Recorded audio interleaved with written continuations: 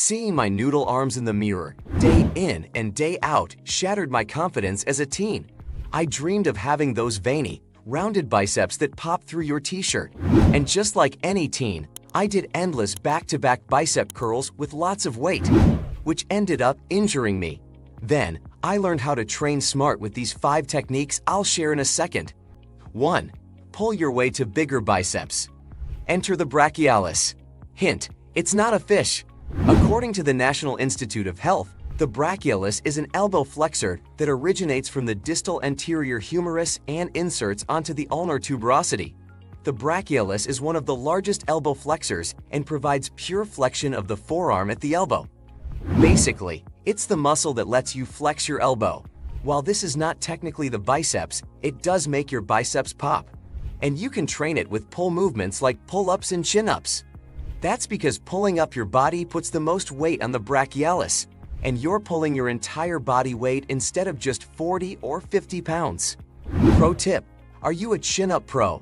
Hang some weights to your waist or wear a weighted vest to increase the challenge.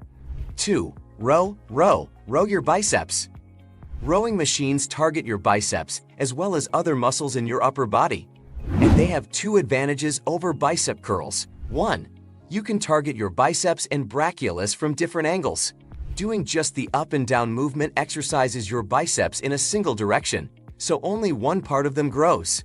Adding a different movement makes your upper arms grow effectively and comprehensively. Plus, it helps avoid fitness plateaus.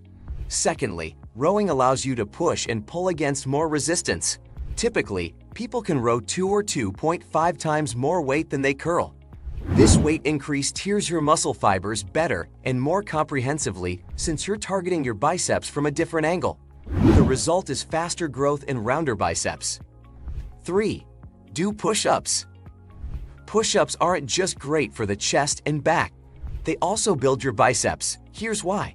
When you lower your body during a push-up, your biceps are engaged to help control the descent. As you pushed up, your triceps take over to extend your elbow. But your biceps also work during this movement to stabilize and support your arm. Over time, this sustained tension increases the strength and size of your biceps, leading to stronger, more defined arms. 4. Try farmer walks. Farmer walks are types of resistance training at the extended elbow joint. And as this study suggests, they pack a powerful punch.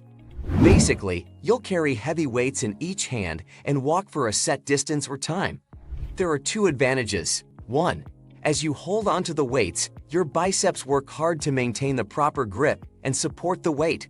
And 2. Walking adds a bit of instability. That means your arms also work to stabilize the weight, resulting in greater muscle activation than curls or other isolated exercises.